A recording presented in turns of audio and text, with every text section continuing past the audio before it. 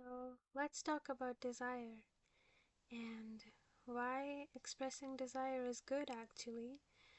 I think sadly we currently have started to live in a culture where expressing desire is shamed and you know discouraged socially, and it's good to not want things, and it's uncool to want things now, and expressing desire makes you desperate or needy, um, which is quite absurd. But yes, I mean, that's where we are right now. Anyways, I do not agree, and let me tell you why. So, yes, I think I started the video with the cultural discourse around desire in context of intimacy and relationships, but I think I'm just speaking to desire as a whole. People can villainize desire for anything, because to desire is to be vulnerable. In a state of desire, you are separate from the desired outcome, and it's that distance that creates vulnerability and uh, discomfort with vulnerability in our culture right now, leads to shaming or discouraging that, I guess. Because a lot of people are not, haven't, learned or integrated that it's okay to want and it's okay to not get what you want, and, you know, haven't healed their relationship with the desire. Of course, I think they tend to shame or discourage the ones who do end up expressing it, which is a shadow work that people need to be doing. I think collectively, I think this is a shadow now that um, desire is becoming villainized. Anyways, yeah, I'll be back on track. Uh, Aside from what's happening, enough context building. Yeah, desire is aliveness. I mean, it's movement. If you didn't desire, like it's just you're just static. You're not even alive. Desire is the expression of who you are as a person, or just as a life force. It creates movement, and it's an exciting, alive thing. Desire creates creation, like, and it's astonishing to me that we've taken this divine, you know, channel of just, living, and somehow villainized it. But anyways, um okay, so one of the things that people can get really resistance around expressing desire is that, um well, what if they lose themselves? You know, uh, they're afraid of what the outcome would be. They're afraid, well, what if the desire bewilders me and then I end up foregoing everything, and then I'm lost, and then I lose everything, and it's a reckless image that props up in people's mind when you tell them to, follow their desires. People are quite resistant, but the thing to understand is that all the roads lead back home. What do I mean by this? When we desire a thing, we don't actually desire the thing itself. We desire who we are in the context of the thing. So, for example, let's say, um, you know, you desire to be with someone. Well, you desire to experience love. That's the desire, and to love someone. Well, what's true is that you don't need another person to feel love. Love is already there. And then, they're just a mirror reflecting the thing that already exists within you. They just, they just can awaken it or just stir it in you.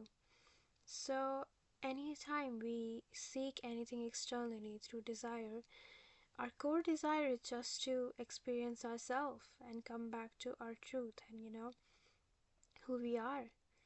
we're always, I think life is always biased towards getting us to the core truth of who we are, which is just this oneness.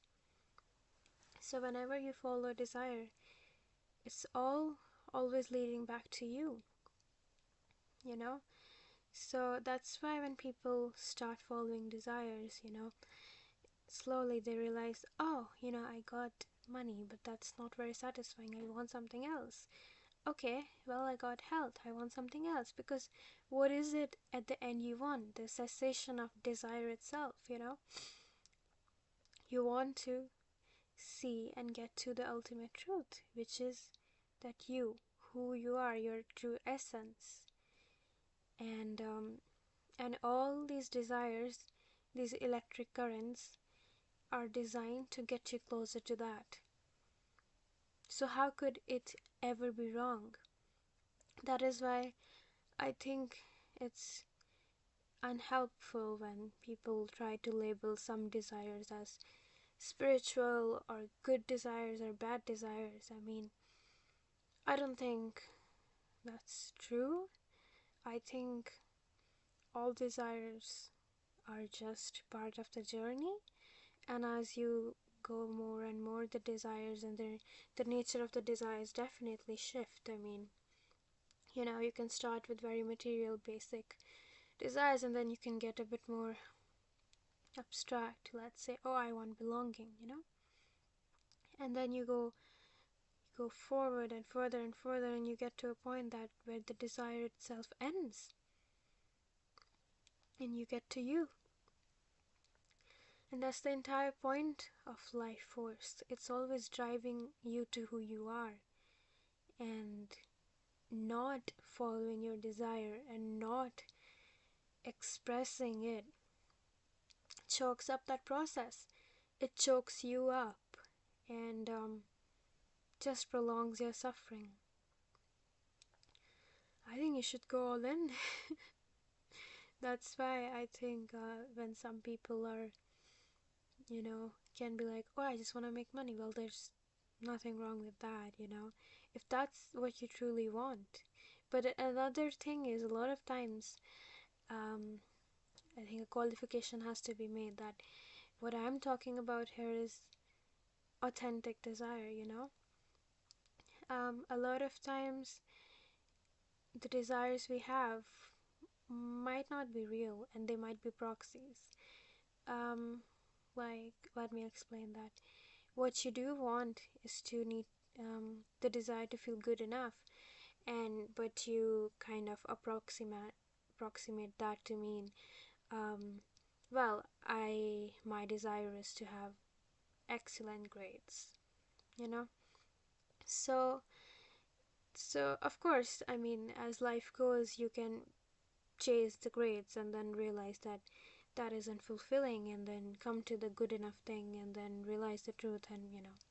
But if you can also be helped if you can just try to really narrow down what your authentic desire is and look at that. And a lot of times, these desires, the authentic desire, can be quite Uranian in the sense, quite sudden and unexpected. Oh, well, I desire to go to that forest tomorrow. It's almost irrational in a way, but that's where aliveness lies. So, I mean, it's quite a nuanced conversation, but I think my main points are just that um, expressing desire is good, going after your desires is good in the greater run, greater scheme of things. You always end up back to yourself, you end up um, who you are, all the road lead back home. So it's okay, but I think a caveat would also be that, to be really sure, is it really what you want or is it what you think you want? I think expressing authentic desire can definitely be revolutionary and healing, but all desires are okay. stop shaming yourself and others for that. It's literally aliveness. Let your life force flow. Go, follow your desires.